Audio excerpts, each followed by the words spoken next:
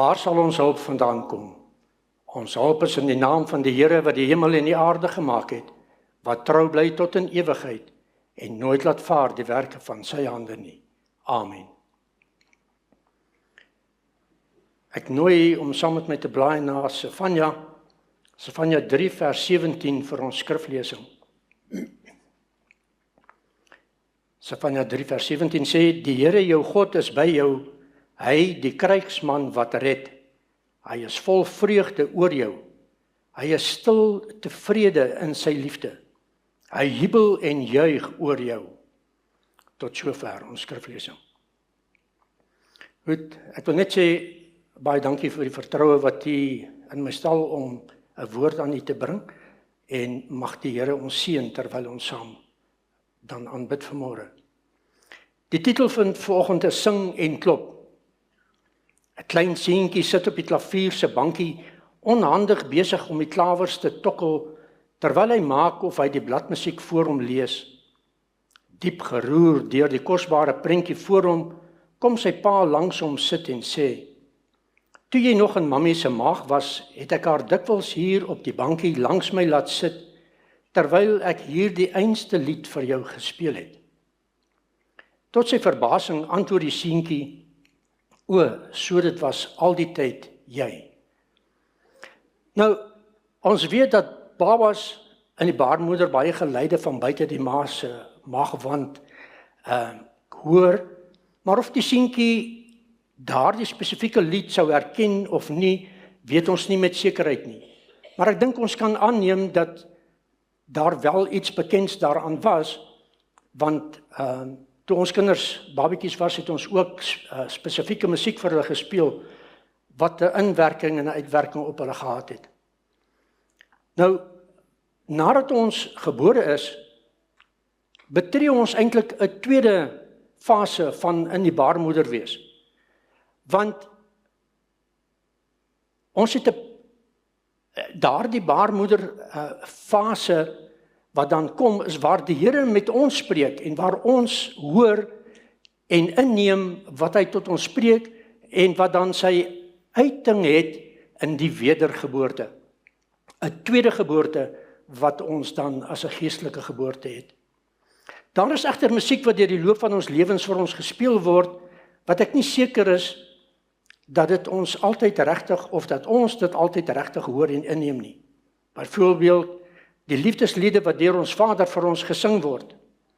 Volgens die profeet Jesaja sing God oor ons en ons lees dit, ek gaan weer lees Sefanja 3 vers 17. Die Here jou God is by jou.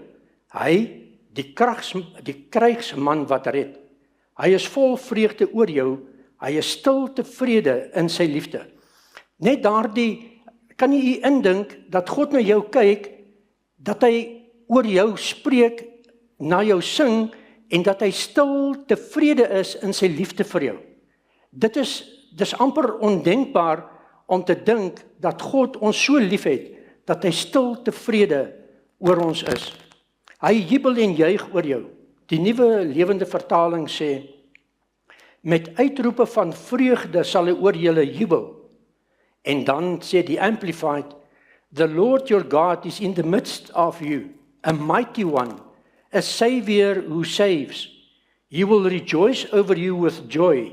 He will rest in silent satisfaction in his love. He will be silent and make no mention of past sins, or even recall them. He will exult over you with singing. Hy, die Skepper God, die Almagtige, die een wat ons gemaak het, sing oor ons, oor my en oor jou, 'n liefdeslied. Het jy al daaraan gedink, dat die Skepper God oor jou sing? Dat hy oor my ook sing? Mense sing wanneer hulle gedagtes het om te deel, en ons het waardering vir Talita se mooi liede vanoggend. En daar is goed in ons lewens wat ons bring op 'n punt wat ons wil sing, want ons sing oor blydskap, ons sing oor vreugde, ons sing oor goed wat ons baie diep raak. Maar partykeer sing ons ook oor hartseer en goed wat ons baie negatief partykeer stem. Mense sing hulle gedagtes Hulle deel hulle gedagtes met woorde in lied. En hierdie woorde gee ons 'n ander beeld van God. Dit wys ons dat hy nie die hardvochtige God van Aristoteles is nie, en hy is ook nie die onpersoonlike mag wat deur Star Wars uitgebeeld word nie. Ek het 'n vriend wat ongelukkig weggegaan het van die erkenning dat God die Almagtige is, en hy aanbid die mag, the force. Wanneer hy praat, dan praat hy nie van God, ons skepper nie, maar hy praat van die mag, the force. En ek is baie hartseer daaroor. Maar die vraag is egter of ek en jy Vader se musiek, sy liedere aan ons, na ons toe, of ons dit hoor. Hoor ons die liefdeslied wat hy vir jou en vir my sing? 'n God wat sing is immers 'n God met gevoel, want waarom sing jy anders? 'n Passievolle God, en daarom vind ons dat ons in die teenwoordigheid van 'n opperste wese leef, wie se hart klop met die allerhoogste emosie. Sommige eertydse Griekse hippies by name die Pythagoreans het waargeneem dat die hele skepping wiskundig saamgestel is, en ook dat musiek wiskundig saamgestel is. En dus nuwe gedagtes en gevoelens in die mens se siel skep. Daarom het hulle vorendag gekom met 'n hipotese, naamlik die skepper moet 'n sanger wees, en hy moes die heelal in bestaan ingesing het. En daarom moet die hele kosmos op die een of ander musiekpartituur funksioneer. Nou, ons weet dat God het alles gespreek en dit was, en of dit melodieus was, dit weet ons nie, maar ons kan seker aanneem dat God met 'n vreugde alles geskep het. Goed, dus wanneer God sing, dan staan ons in verwondering in die aangesig van die eenheid van absolute mag, beliggaam binne oneindige sensitiwiteit. Dus, as God komponeer en belade sing, dan beteken dit dat hy ons baie diep liefhet, en dat hy wil hê dat ons sy liefdesliede aan ons moet hoor. Die vraag is egter, hoor ons die goddelike musiek, en herken ons die stem wat dit sing? Die gedagte van voorbedagte goddelike kommunikasie met alle mense is verweef deur die skrif. God sing nie slegs tot ons nie, nee, daar is ook 'n gewaarwording dat hy klop. Openbaring 3 vers 20 sê, kyk, ek staan by die deur en ek klop. As iemand my stem hoor en die deur oopmaak, sal ek ingaan na hom toe en saam met hom maaltyd hou en hy met my. Dit is hoe liefde werk. Ware liefde respekteer individuele vryheid. Ons noem afgeforseerde of gedwonge liefde molestering en verkrachting. Ons weet ook dat dit nie liefde is nie, maar 'n verwringing daarvan. Liefde is dan nie ter sprake nie, maar mag aangedryf deur welis. Die bron van alle mag, naamlik God, wat ons die hof maak deur Jesus Christus, kies om eerder te klop as om ons aandag te verkry as om sy mag daarvoor te gebruik. Hy wat jou gemaak het, respekteer jou vryheid van keuse. Waarom gebruik God nie mag of dwang nie? Waarom dring hy homself nie aan ons op nie? Omdat sy doel wederwysige ware liefde is en nie eensydige beheer of bevrediging nie. Hy wil deel van ons lewens wees, maar slegs op uitnodiging. En daarom kom klop hy. Hy nooi ons na hom toe en ons moet reageer. Kyk, sê, verstaan, weet, neem kennis. Neem ons kennis? Klop dui die moeite aan om ons aandag te bekom. Verskoon my, asseblief, kan ek jou aandag vir 'n oombliekie kry? En hoeveel keer in ons lewens, elke dag, is ons so besig, dat God klop, en ons hoor hom klop, maar ons gee nie aandag nie. Ons maak eenvoudig net of ons nie daardie klop hoor nie. My stem, God is besig om te kommunikeer, hy spreek waarhede tot ons bewussyn. Die versoek om oop te maak vooronderstel die realiteit van vrye keuse en die feit dat die mens se hart slegs van binne oopgegrendel kan word. Dan vra ons die vraag, hoekom? Waarom is daar nie 'n knop aan die buitekant nie? Waarom kan die deur net van binne af oopgemaak word? Omdat ons geestelike en emosionele slotte binne onsself aanbring om ons self te beskerm teen seerkry. Ons wil seerkry verhoed, daarom rig ons verdedigingsskanse in ons siele op. Nou, wie vanoggend kan sê, hy of sy het nog nie seer gekry nie. En ek dink ons almal kan getuig van tye in ons lewens waar ons diep seer gekry het. En wat is die natuurlike reaksie wanneer jy seer kry? Jy rig skanse op. Jy wil jouself beskerm teen dit wat met jou gebeur het en verhoed dat dit weer met jou moet gebeur. Ons vertel aan onsself selfoorlewingsleuns sodat ons nie kwesbaar word vir God se owertures nie. Jy sien, diep binne ons glo ons dikwels nog Satan se leuns dat God nie ons beste belang op die hart dra nie. Want as dit so was, dan sou ons nie die en daardie nie met ons gebeur het nie. Is dit nie wat ons doen nie? Wanneer iets negatiefs of nie so goed met ons gebeur nie, dan wil ons weet, waar was God? Hoekom het hierdie of daardie met my gebeur? Ek aanbid dan die lewende God, wat alles in sy hande het. Die enigste manier, of dan wat ons baie keer doen is, maar as God daar is, en as ons vir hom kosbaar is, dan moet dit mos anders gewees het. Die enigste manier hoe dit God ons so ver kan kry, om die deur te ontgrendel, om dit oop te maak en om in te nooi, en om hom te vertrou, is om aan ons die geruststellende waarheid van sy liefde en toegeneentheid te kommunikeer. Daarom klop hy. Daarom klop hy al jou hele lewe lank aan jou deur. So klop hy ook nou en sal hy bly klop as jy nog nie jou hart se deur vir hom volkome oopgemaak het nie en hom ingenooi het nie. Die uitnodiging om saam maaltyd te hou, of soos die NLV dit stel, en ons sal die feesete saam geniet, spreek van gemeenskap en kameraadskap. God verlang 'n vol interpersoonlike verhouding met ons, 'n verbintenis wat gedagtes en gevoelens deel en uitruil. En daarom, wanneer ons tot bekering kom, word ons gevul met die Heilige Gees, en die Heilige Gees maak woning in ons, en ons het 'n ervaring saam met God, 'n daaglikse ervaring wat hy met ons deel, wanneer hy in ons en ons in hom is. God verlang hierdie verhouding sodat ons gevoelens kan deel met hom. Dis wat God basies sê is, neem kennis dat ek reg buite die deur van jou hart staan, jou bewussyn staan. Ek probeer jou aandag trek met liefde en nie met mag nie. Al wat jy hoef te doen as jy my klop hoor, is om jou hart vrywillig oop te maak en ek sal dan binnekom. Ek sal jou gedagtes en jou gevoelens betree en ons sal 'n verhouding met mekaar begin. Ek sal jou hart en verstand voed met informasie, insig en waarhede wat ons verhouding sal versterk.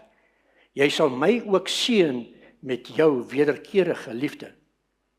Want wat vra God anders van ons, as dat ons hom sal lief hê met ons hele hart? Eerstens gee Moses aan die Israeliete die 10 gebooie wat God self op safiersteen neergeskryf het. Dan brei hy uit op die wet deur aan hulle nog baie addisionele riglyne te gee wat die 10 gebooie prakties maak vir elke faset van die daaglikse lewe. En dan vat hy alles saam in een enkele beginsel, naamlik om die Here jou God lief te hê met jou hele hart en met jou hele siel, dat jy kan lewe. En daardie woordjie is spesifiek daarin gesin dat daar is 'n rede dat jy kan lewe. Deuteronomium 30 vers 6. En die 10 gebooie wat God vir ons gee en alles daarby om dit te verklaar en uit te brei en vir ons verstaanbaar te maak, is sy liede wat hy tot ons sing, wat hy tot ons spreek, sodat ons dit kan hoor en kan inneem deur die wand, as daar nog 'n wand om jou is. Dit is die wet van God, liefde. Ander gesentreerde, gefokuste liefde, suiwer, eenvoudig, betekenisvol. En dan gee Moses ons 'n bietjie insig in Deuteronomium 30 vers 11 en 12 en vers 14, naamlik, want hierdie gebod wat ek jou vandag beveel, is vir jou nie te swaar nie en is nie ver nie. Dit is nie in die hemel nie, sodat jy moet sê, wie sal vir ons na die hemel opklim en dit vir ons gaan haal en ons dit laat hoor dat ons dit kan doen? Maar baie naby jou is die woord, in jou mond en in jou hart, om dit te doen. In wese, sê Moses, die waarheid wat ek aan julle verduidelik het, is vanselfsprekend en voor die hand liggend. Eintlik weet julle dit alreeds, as julle net sal stop en daaroor dink. As julle net eerlik daaroor wil wees. En is ons eerlik? Stop ons en dink ons.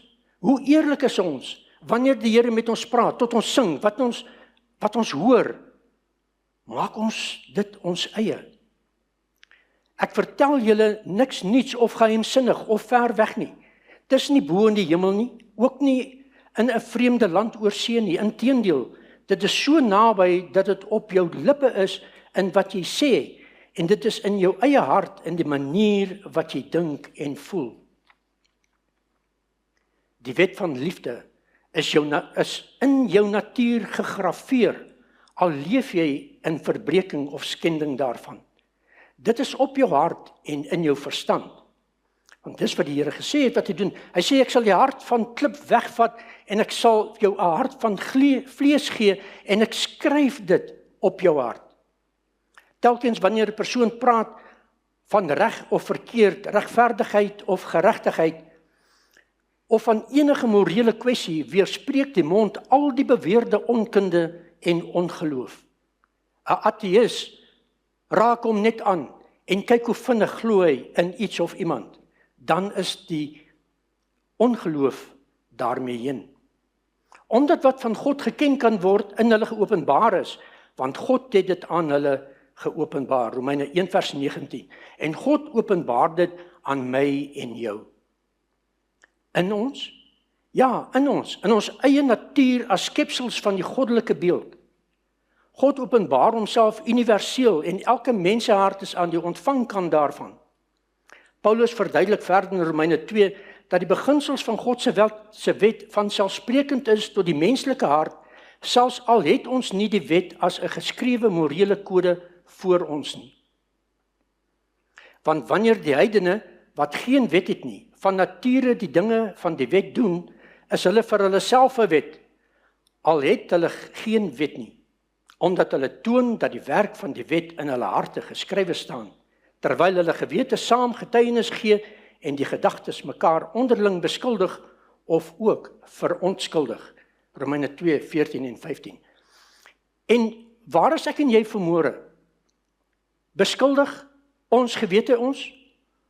Of bevestig ons gewete ons? Dis iets om oor te dink.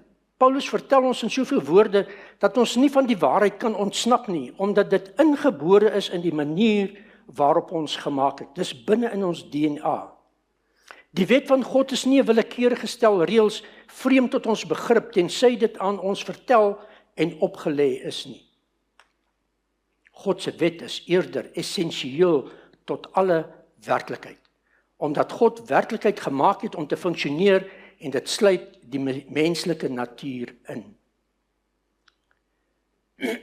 Dus, selfs wanneer 'n persoon opgroei in 'n kultuur waar hy of sy nooit die geleentheid het om aan God se wet as 'n geskrewe kode blootgestel te word nie, sal daardie persoon steeds weet dat sekere optrede of gedrag ander mense skend en sekere ander optrede die regte manier uitmaak om met mense om te gaan. Wanneer ons verkeerd optree, kla ons gewete ons aan, maar wanneer ons reg doen, dan bevestig dit ons. En wat ervaar ons vanmôre? 'n Bevestiging of 'n aanklag? Waarom is dit wanneer 'n sogenaamde ateïs met 'n morele kwessie gekonfronteer word, wat hom of haar persoonlik raak, hy sy dadelik in iets glo, teenstrydig met sy of haar beredeneerde argumente? Omdat ons weet. Binne in ons weet ons. Die klein seentjie op die bankie sê, o, dit was jy. Ek en jy weet, binne in ons. Dit is daardie stem wat met ons spreek. Ons weet meer as wat ons dikwels wil erken. Telkens wanneer die mens se harte afkeer voel oor 'n wandaad of 'n gevoel van bevestiging vir 'n goeie daad, word die krag van die omvattende waarheid van God se liefde in die hart ervaar.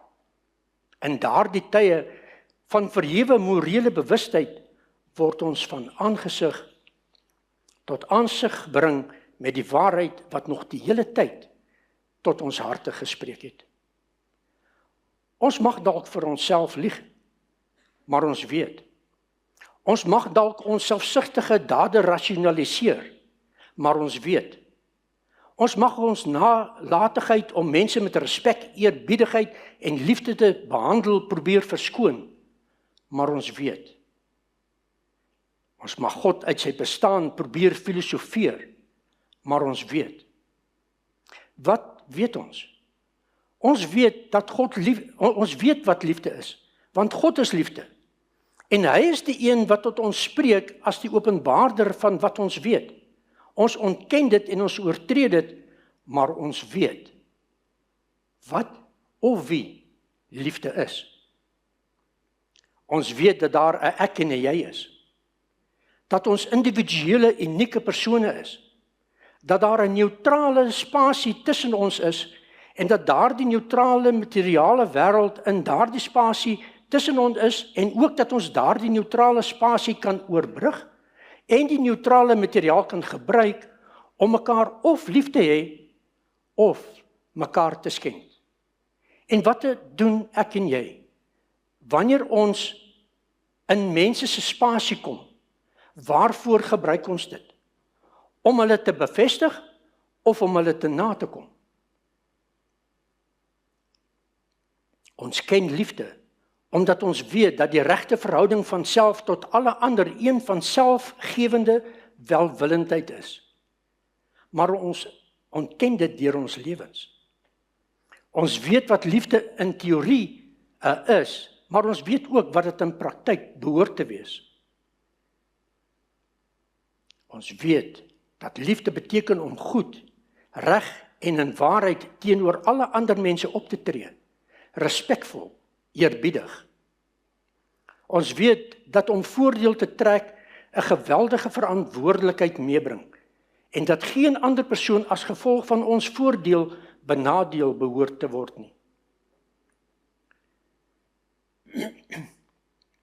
Ons weet dat dit verkeerd is om onbeskof te wees teenoor die ou dame in die kettingwinkel se gang of in die teller se ry of die ou oom agter die stuur in die besige verkeer. En ons is almal skuldig. Ons raak so geïrriteerd en gefrustreerd dat ons wil mense uit ons pad uitdruk, want ons moet dit nou doen en ons het nie tyd nie. En ons druk die hoeter vir ouer mense wat nie meer die reaksietyd en goed het wat ons het nie. Ons weet dat kinders en jong mense nooit misbruik of mishandel mag word nie. Nie fisies nie en ook nie emosioneel nie. Ons weet dat honger mense gevoed moet word. Ons weet dat onderdrukte mense vrygestel moet word. Ons weet dat om ryker en ryker te word terwyl ons 'n blinde oog draai vir die behoeftige, sodat ons vir onsself meer en meer goed kan koop, hebsug is. Ons weet dat huweliksbeloftes nagekom moet word. Ons weet dat beheer oor en manipulasie van ander mense onmenslik is. Ons weet dat ons behoorlik na die verswaktes, die swakkeres en die bejaardes moet omsien. Maar ons druk ons ouers in 'n kamertjie en ons vergeet van hulle, ons sluit hulle daartoe en ons raak weg en hulle sien ons vir jare nie. Ons weet selfs dat ons die padreëls moet gehoorsaam en ander padgebruikers moet respekteer. En ons weet ook dat ons nie die klein geld wat die kassier ons per ongeluk te veel uitgekeer het, moet hou nie. Dus weet ons, as ons eerlik is, dat ons nie gemaak is vir onsself nie, maar dat ons gemaak is vir die uiterste verhouding met die uiterste persoon. Dat ons gemaak is om ander gesentreerd te wees en nie self gesentreerd nie. Dat ons 'n verhouding, 'n diep, egte verhouding met ons Skepper en Verlosser kan hê.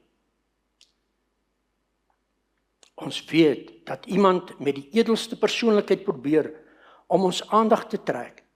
Elke dag, elke oomblik, probeer hy, ons skepper en maker, om ons aandag te trek, en tot ons te spreek, en hierdie waarhede by ons in te skerp.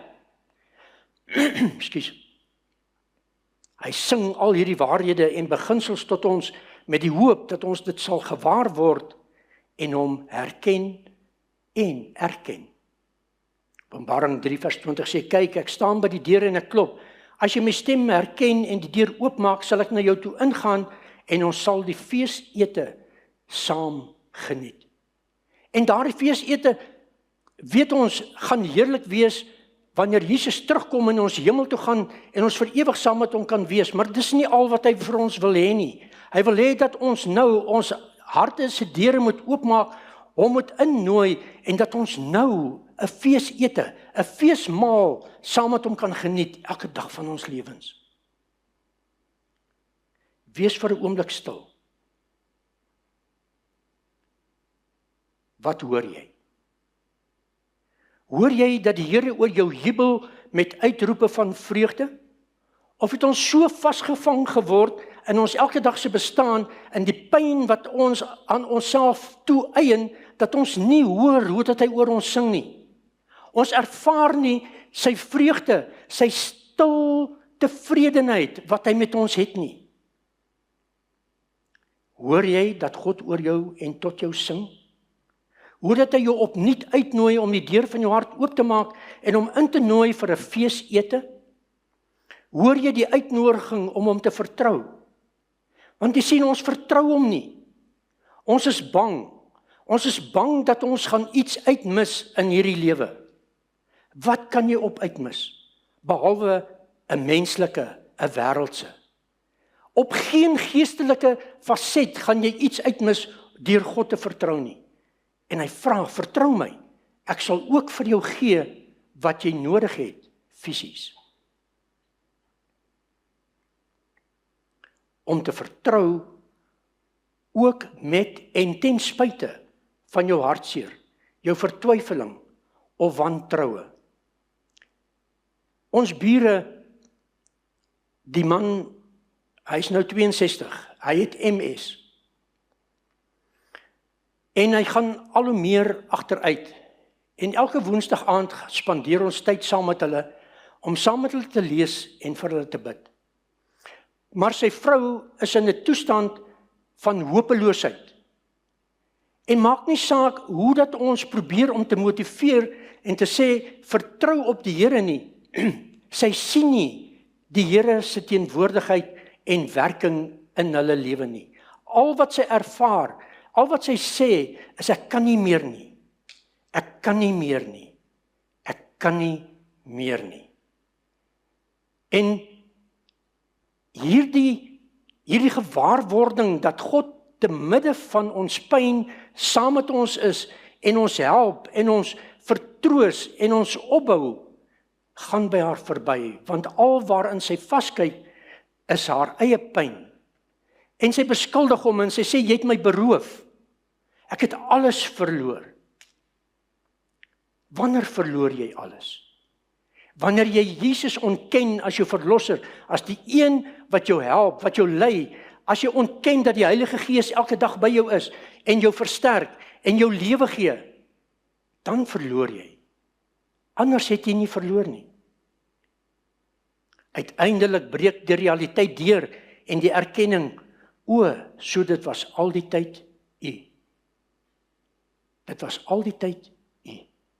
Wanneer ons daardie erkenning maak, dat dit God is wat tot ons spreek en sing, wat wil hê dat ons die deur oopmaak en hom innooi, dat ons hierdie feesmaal saam met hom kan geniet, nou en ook in die ewigheid.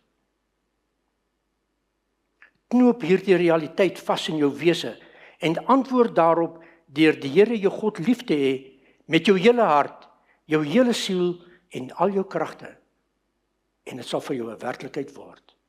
Mag dit wees wat jy ervaar in die dae wat voorlê. Amen. Ons sê vir U so baie dankie dat U ons so liefhet dat U stil tevrede oor ons is.